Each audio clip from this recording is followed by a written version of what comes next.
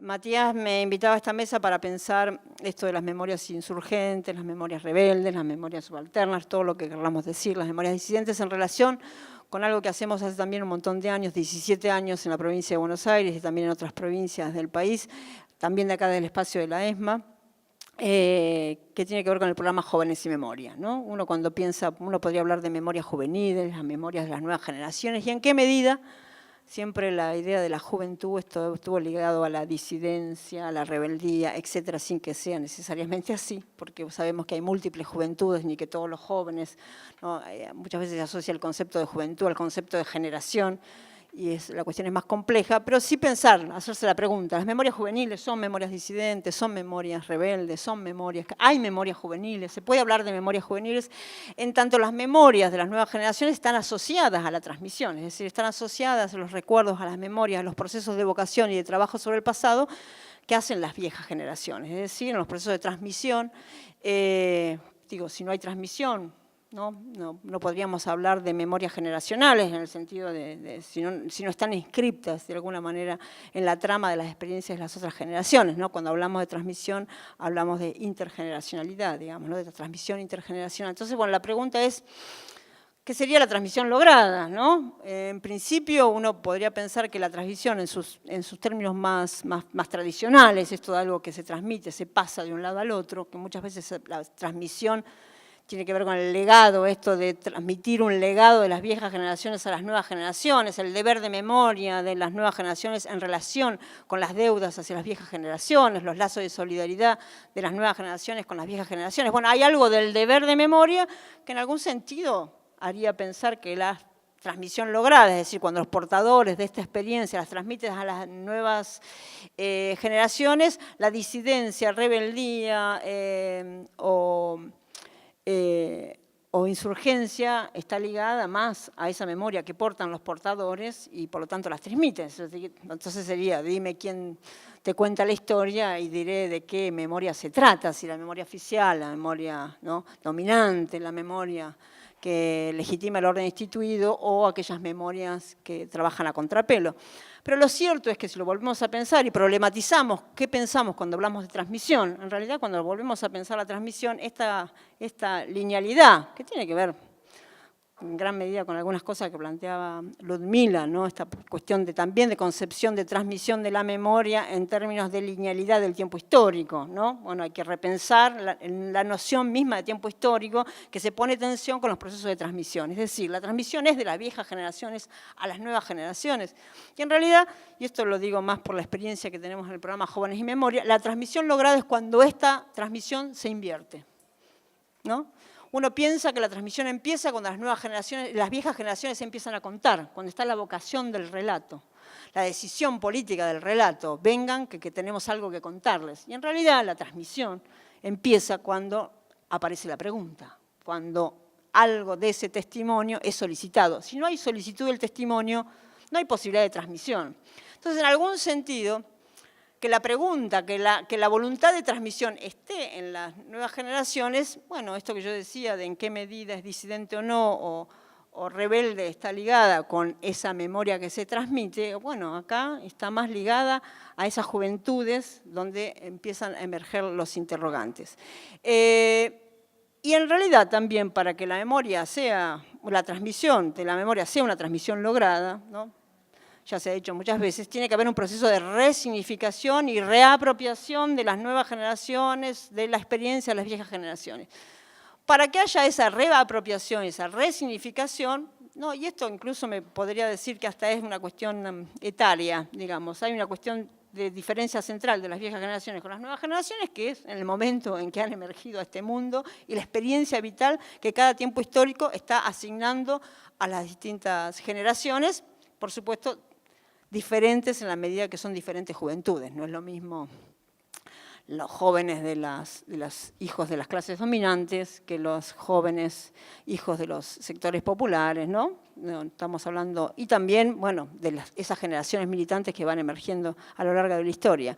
Pero para que haya un proceso de reapropiación y resignificación, uno podría decir que la única forma es que la memoria de las nuevas generaciones sea una memoria disidente, en el sentido de que pueda volver a decir, ¿no?, y a y a apropiarse de esa experiencia, y al calor de la relación que esa experiencia construye con su propia experiencia generacional, bueno, aparece una nueva memoria, ¿no? Que tiene que disentir con la memoria de las viejas generaciones, que necesariamente, si no, es repetición, ¿no? Es probable que la transmisión, que para algunos es la más lograda. Para algunos, yo cuando empecé en la Comisión Provincial por la Memoria, el mandato que me dieron cuando armamos el área de transmisión o de educación es: hay que contarle a las nuevas generaciones lo que realmente pasó. Bueno, listo, chao. Ya está, ¿no? Alguien me diga qué es lo que realmente pasó, lo escribimos, lo transmitimos, vemos cómo lo repetimos, y si lo repiten bien, listo, transmisión lograda. Pero después empezaron a aparecer otras cosas, ¿no? Porque queremos que las nuevas generaciones, a partir de ese relato que le construimos, valoren la democracia, se comprometan políticamente, se inscriban en el mundo de los derechos humanos y se transformen en promotores, en defensores de los derechos humanos, y tomen una actitud de cuestionamiento del orden instituido. Entonces, bueno, ahí la cuestión apareció otra. Entonces, ¿no? ¿Cómo conseguimos que a partir del relato de una experiencia, ¿no?, emerjan nuevos valores?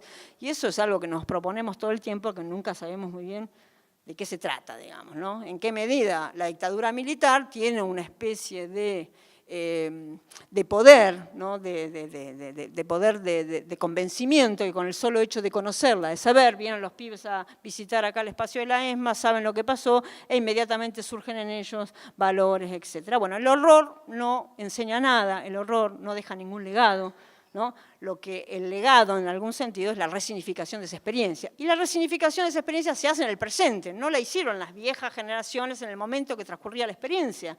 La fueron haciendo las viejas generaciones en los distintos momentos históricos que vinieron después de esa experiencia. Es decir, en los procesos también que hicieron las viejas generaciones de resignificación de la experiencia que les había pasado, y que fueron también transitando a lo largo del tiempo y poniéndolos en disputa con otras memorias, ¿no?, que fueron emergiendo, ¿no?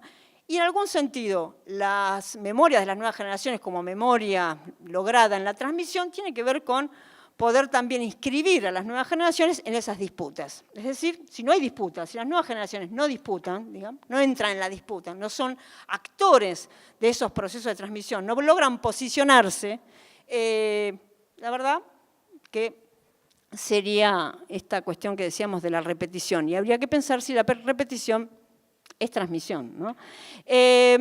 Y bueno, a lo largo de todos estos años nosotros fuimos descubriendo dónde aparecían estas memorias, que era posible, que si uno lograba que las nuevas generaciones preguntaran, simplemente generar el espacio donde las nuevas generaciones pudieran decir, y acá el espacio de lo local que planteaba Ludmila también es muy importante, ¿no? Porque también en estas memorias más canónicas, oficiales, está también la cuestión de las memorias nacionales, las memorias locales. Bueno, Ludmila ha trabajado mucho en esto y muchos otros también compañeros y compañeras, colegas del mundo académico, las cuestiones estas de lo que ha implicado el nunca más como memoria canónica, como memoria oficial, lo que ha sido también el relato de la justicia, como una forma también de construcción de lo que realmente pasó, digamos, ¿no? Entonces, bueno, que son memorias institucionalizadas, ¿sí? Y que se ponen en tensión cuando empiezan a emerger también otros actores, porque la historia no está protagonizada en términos binarios, ni por víctimas y victimarios solamente, sino por otro montón de actores que son también portadores de experiencia, y que es necesario que las nuevas generaciones también salgan a recolectar esos relatos. Y la experiencia que hemos tenido es que los momentos más gloriosos, si se quiere, de estos procesos de transmisión, es cuando las nuevas generaciones logran ir a contrapelo. Cuando logran ir a contrapelo, ¿no? Cuando logran ellos tomar la punta de los procesos de transmisión e incluso ir a contrapelo de los propios relatos canónicos, incluso en sus escenas locales. Y una de las cuestiones también que emerge en esto tiene que ver con la descentralización de lo que llamamos nosotros las voces sagradas en los procesos de transmisión, que son las víctimas, los familiares, los organismos de derechos humanos, estos que estamos acá, digamos, ¿no? Hay algo de herejía también de las nuevas generaciones porque necesitan buscar otros relatos, ¿no? Una de las tensiones más grandes que tuvimos al principio del programa fue que muchos proyectos, bueno, Jóvenes de Memoria más o menos es un proyecto que convoca a grupos de estudiantes y ahora a organizaciones que trabajan con jóvenes a presentar proyectos de investigación inscritos localmente, tienen que trabajar con fuentes primarias, trabajan con un problema ligado con memoria y derechos humanos. La agenda es diversa, cuando hablamos de memoria, no hablamos de memoria de la dictadura militar, no periodizamos, armamos una agenda muy amplia para que las nuevas generaciones ahí adentro pongan lo que les parece. Esa fue una de las primeras cuestiones. ¿Por qué ponen la biografía de los desaparecidos con las temáticas de gatillo fácil? ¿Son lo mismo? ¿Por qué están vinculadas? Algunos cuestionaban. Memoria es dictadura militar. Si entran otros temas, no se estaba analizando, no podemos comparar lo que pasó en la dictadura. No, se aparecen otras problemáticas vinculadas con las violencias estatales que se despliegan en democracia. Bueno, todo un montón de tensiones, porque la tensión central, ¿no?, en los procesos de transmisión es precisamente esta relación pasado-presente. En esto son novedosas las nuevas generaciones, en esto son disidentes, hacen formas y conexiones entre el pasado y el presente que rompen de alguna manera también con estos relatos canónicos y también con estos relatos más sagrados vinculados con las voces de alguna manera más sagradas, esos relatos que nadie se atreve a discutir. Hay algo de herético también con esto, ¿no? Uno de los primeros proyectos, digo, para contar algunas experiencias vinculadas con esto. Bueno, y también quería agregar otras cosas en esto de las juventudes, también el tema de los sectores sociales. En Jóvenes y Memoria, básicamente, la gran mayoría son pibes pobres. Trabajamos con la mayoría, los pibes que van a la escuela pública. Hoy en la provincia de Buenos Aires, la gran mayoría son pibes de los sectores populares. No trabajamos trabajamos también con los colegios de la universidad, con algunos colegios privados, pero no trabajamos con los colegios que tienen grandes proyectos pedagógicos, que son innovadores, trabajamos con la escuela pública. De La Matanza, tenemos 60 colegios de La Matanza, de Loma de Zamora, de José C. Paz, pibes que están atravesados por todas las precariedades de la vida del presente y también por todas las violencias de la vida del presente. Entonces también ahí hay otra cuestión vinculada no solo con lo etario, sino también con la clase social, ¿no? Y ahí también pensar en qué medida todos esos corrimientos de lo sagrado, de lo canónico, está inscrito en una experiencia de vida actual que hace repensar también la experiencia de la dictadura militar, ¿no? Por ejemplo, cuando hablamos de la violencia del Estado. Esos famosos relatos que muchas veces hemos hecho en la escuela, en la dictadura militar lo que te pasaba, no sé, clásica, todos te hacían bajar del colectivo, te ponían el documento, estaba el retén policial y los chicos, los pibes te dicen, ¿y cuál sería la especificidad? Contámela porque no, además les pegaban como nos pegan a nosotros, digamos, ¿no? Los insultaban, los hostigaban todo el tiempo, les requisaban la mochila, los metían en cana sin ninguna justificación. Digo, hay una experiencia que hace que incluso esa excepcionalidad con la que uno transmite la experiencia de la dictadura militar como una experiencia cargada en su singularidad de fuertes claves que revelan de alguna manera el funcionamiento de la sociedad, del Estado, etcétera, empieza a perder especificidad, digamos, una relación pasado al presente donde se difuma esta gran diferencia que en gran medida fue la legitimadora de las memorias de la dictadura militar, o sea, construir la diferencia entre una dictadura y una democracia. Para algunos sectores de las nuevas generaciones, esta diferencia no estaría en su experiencia vital. No quiere decir que en la racionalidad y en los procesos de reflexión sobre eso no aparezcan estas diferencias, pero lo cierto es que en la experiencia vital no hay nada de novedoso en lo que le estamos contando, ¿no? En lo que se le está narrando, digamos, no hay nada, ¿no? Y eso implica también,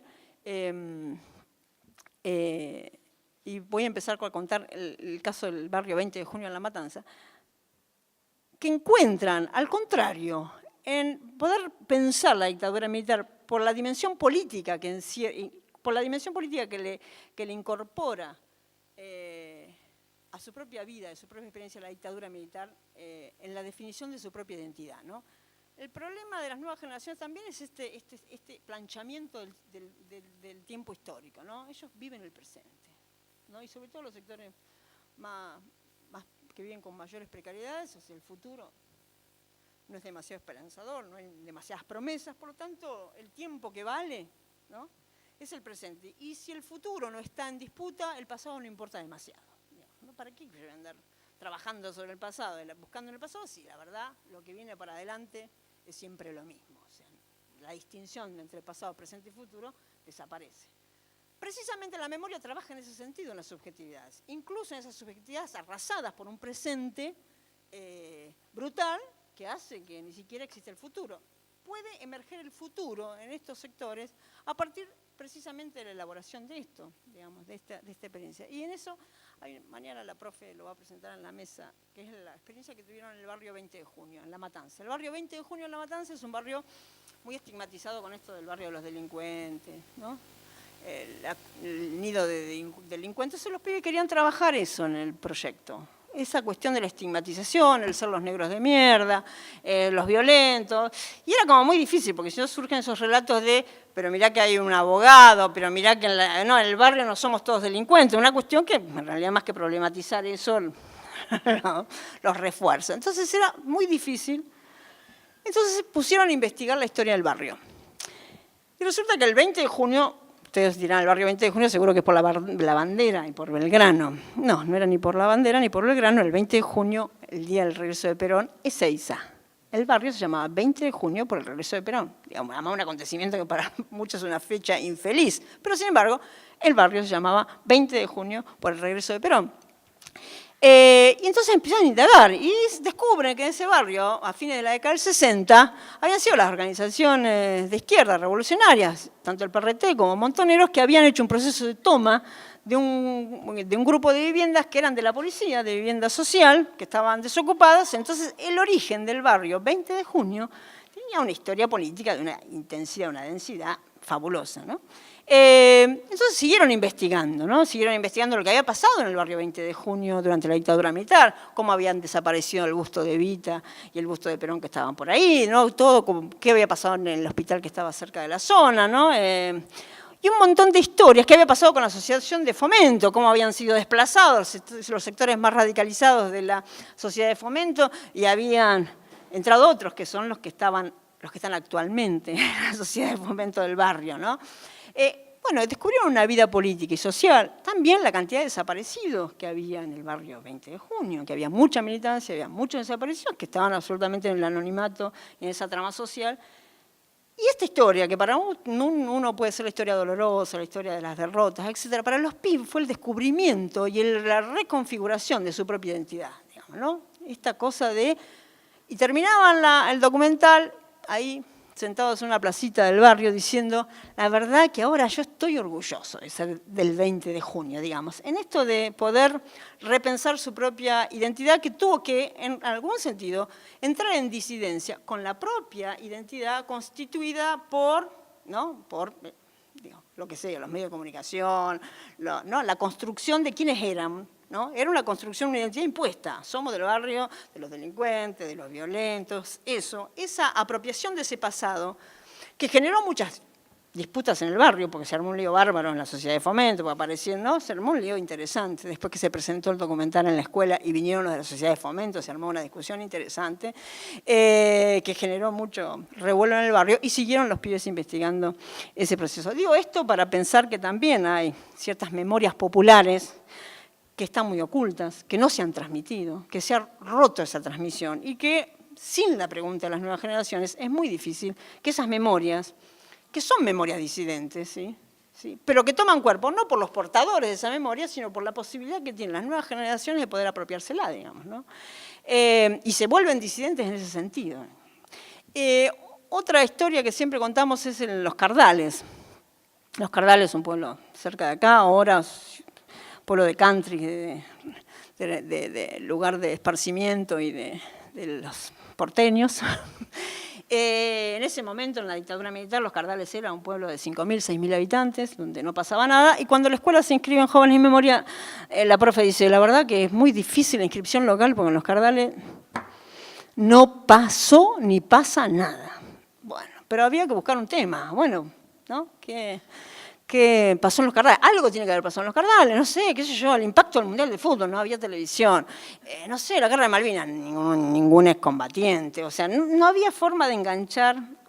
Entonces los pibes empezaron a hacer una campaña para que la gente hablara, para que cuenten lo que había pasado en Los Cardales. No surgía nada, entonces le piden al intendente del pueblo que en el día de San Juan, que había una fiesta, ellos ponen un stand con unos muñecos y volantean en el pueblo pidiendo... A ver, cuéntenos algo. Hasta que finalmente el papá de uno de los pibes decide contar. Entonces les cuenta que una noche, en el 76, ellos estaban ahí, era verano, hacía calorcito porque estaban ahí dando vueltas a la noche, tarde, y entra un auto, un Ford Falcon o algo parecido, sin patente, con unos tipos desconocidos, que los paran y le preguntan por una dirección. Ellos no dicen nada por desconfiados, pero saben la dirección de quienes estaban preguntando. Entonces, como pibe chusma, digamos, de que había habido ese auto raro, deciden seguirlo, ¿no? Lo van siguiendo, ven como en un momento el auto para, los tipos se pertrechan, se camuflan, ven que tenían armas y siguen hasta esa dirección que habían dado, se tiran en un descampado que estaban enfrente, que había unos yuyales, los tipos no lo veían, y al rato ven cómo sacan de la casa a un pibe encapuchado y maniatado por atrás. Para los pibes fue una conmoción importante. Muchas veces en los pueblos ha habido procedimientos de gente que no era del pueblo. Entonces es como que, bueno, era uno que estaba escondido por acá, no sabemos quién es, etc. Pero en ese caso se trataba de Norberto Torres, un pibe de 16 años, la misma edad que tenían los pibes en ese momento, y los pibes descubren que no solo habían desaparecido del pueblo, secuestrado en el pueblo, 16 años, que estaba en la escuela secundaria del pueblo, y que el pueblo había mantenido en el silencio durante 35 años. Bueno, eso generó una conmoción importante en ellos como generación, en relación con la comunidad, poner en cuestión, entonces, de qué convivencia pacífica, armónica, de qué comunidad estamos hablando. Se puso en duda qué hubiera pasado si nos hubiera pasado a nosotros. Nosotros teníamos la misma edad de Norberto, nadie dijo nada. La mamá de Norberto había muerto en un neuropsiquiátrico, el papá también se había muerto. No había nadie que mantuviera la memoria de Norberto viva en el pueblo, hasta que aparecieron las nuevas generaciones, indagando, ¿no? Peinando a contrapelo, y apareció la historia de Norberto y, por supuesto, el enojo de las nuevas generaciones, la interpelación, el cuestionamiento, ¿no? el porqué, la complicidad denunciada, ¿no? Ese documental que hicieron los pibes nunca se pudo pasar en los Cardales. Fue muy incómodo y quedó ahí, una especie de clandestinidad. Pero la historia empezó a circular y después todo el mundo empezó a hablar de Norberto. Hace 2 años atrás volvieron las escuelas de los Cardales, de Exaltación de la Cruz, y la verdad que fue un momento muy emocionante. Vienen los chicos del centro de estudiantes de la escuela con una bandera de la UES que se llamaba Norberto Torres, con la misma foto de Norberto, esa foto que era fotocopia de fotocopia de fotocopia, porque nunca habían logrado el original, y en gran medida esa fotocopia de la fotocopia de la fotocopia, cómo fue transformándose casi en un ícono el rostro de Norberto. Bueno, el primer proyecto fue hace 13 años, ¿no? Y esto pasó hace 2 años, y los pibes lograron que se pusiera una ordenanza, que se pusiera un monolito con el nombre de Norberto y otros desaparecidos del partido. Digo, una historia, una memoria que se puso en funcionamiento y logró, de alguna manera, romper el silencio que durante tantos años se había impuesto en la comunidad. Digo. Entonces, esta cuestión de la memoria rebelde, cómo se expresa, y se expresa básicamente cuando se revela contra los portadores de esa memoria que está atravesada o por relatos sagrados incuestionables o por fuertes silencios y por decisiones de no contar, digo, ¿no? Y la última que les quería contar era una que hizo un grupo de Mercedes, una investigación periodística y casi judicial muy importante, que tuvo mucha repercusión en el RUT, acá en el registro, porque no tenían esos casos, y la investigación de los chicos les sirvió para reconstruir la historia de algunos desaparecidos, que era sobre un famoso acontecimiento que había ocurrido en Mercedes, que era un enfrentamiento. Hubo un enfrentamiento que ocurrió en la tapera de Perel, y durante mucho tiempo este era el relato oficial del pueblo, ¿no? El enfrentamiento, fueron abatidos 3 subversivos, 3 terroristas, ¿no? Una cosa, ¿no? Y los pibes empezaron a volver a peinar a contrapelo el relato. Fue un enfrentamiento, quién eran los 3, qué fuerzas participaron, ¿no? Y apenas si descubrieron los nombres, consiguieron los certificados de defunción, supieron quiénes eran los 3 que habían sido abatidos, porque fue un procedimiento después que se blanqueó, entonces estaba en la identificación de los cuerpos, aunque no hubiera causa judicial todavía. Y lo interesante de la investigación, que pueden reconstruir todo lo que pasó a partir del relato de los vecinos del campo aledaño a la tapera de Perel. Esa gente que nunca había testimoniado, que no son los testimonios sagrados de los quienes portan la verdad de la historia, y todos los peones rurales que andaban por ahí, dueños de pequeñas parcelas, también un lugar muy bucólico, donde andaban las vacas y los pajaritos y qué sé yo, tenían una memoria tan precisa de lo que había pasado. El horario, ¿no? ¿Dónde estaban? Las balas, los tiroteos, cómo era la fuerza, qué camión, de cómo estaban, que después fueron a la tapera, ¿no? Y finalmente el trabajo de los pibes logró, de alguna manera, construir una verdad histórica en esto del verdadero, ¿no? Lo que verdaderamente pasó. Los pibes fueron los que capaces de... Y en estos testimonios que están en los márgenes, ¿no? Que están en los márgenes, ¿no? Los testimonios que aparecen ahí y que también son portadores de la experiencia de la dictadura militar. Esta historia que la dictadura militar la experiencia de la dictadura militar está alojada en determinados sujetos que son como los centrales y que, bueno, en esto de las nuevas generaciones aparecen también otras memorias subalternas, otras voces, ¿no? Que están, ¿no? Y no digo subalternas en relación con el poder, sino también subalternas en relación con los procesos de memoria. ¿Quiénes son los legitimados para hablar, los no legitimados para hablar, los portadores de la verdad, ¿no? Aparecen, y en esto de la proliferación de otras voces, de ciertos grises, ¿no? Los pibes, que ha sido muy conflictivo, y con esto termino, que es la voz de los represores, ¿no? Las nuevas generaciones tienen como mucha intención de decir, queremos ir a hablar queremos hacer una entrevista, y los profesores en su momento decían, no, bueno, paremos un poco, ¿qué estamos haciendo? Relativizando, acá que es una campana y la otra. Y la verdad que lograron muchas cosas. Una de las cosas que hicieron en Carmen de Patagones, esto vinculado con lo de Ludmila, y las memorias insurgentes, y lo que la dictadura también tuvo como política de memoria, durante la dictadura se cumplieron los 100 años de la campaña del desierto, entre comillas. La campaña del desierto en la provincia de Buenos Aires, Carmen de Patagones también cumplía, era un momento importante. Entonces, en Carmen de Patagones había sido un gran evento que por primera vez un presidente de la nación visitaba Carmen de Patagones. Les tocó Videla en la historia, que el presidente que había visitado Carmen de Patagones, entonces ellos reconstruyen, porque había muchas imágenes de Super 8 de la visita, reconstruyen el día que vino el presidente, que era el genocida Videla, del presidente al genocida Videla. Y entrevistan, y algunos de los que entrevistan es al comisionado, al intendente de facto. Y el tipo les cuenta todo el episodio, lo que fue la tensión, el desafío que implicaba, estaban todos contentos, que todos preparando la visita. Patagones está enfrente de Viedma, digamos, toda una zona donde la represión fue muy dura, donde había muchos terroristas y subversivos, entonces había habido algunos atentados contra Videla, por lo tanto había mucha preocupación de la seguridad de Videla para garantizar el acto. Entonces el intendente de facto les cuenta a los chicos con mucho orgullo que a él se les ocurrió una idea genial, que era utilizar a los chicos del jardín de infantes y de la primaria como escudo del presidente. Cosa que efectivamente ocurrió. El intendente de facto dijo, y la verdad que no se iban a animar si había chicos a poner bombas y esas cuestiones, ¿no? Bueno, en algún sentido humanizaba un poco a los terribles terroristas. Entonces, bueno, efectivamente le gustó la idea a todos, y en el fílmico que está todos los chiquitos en guardapolvo, ¿no? Una cosa medio espantosa.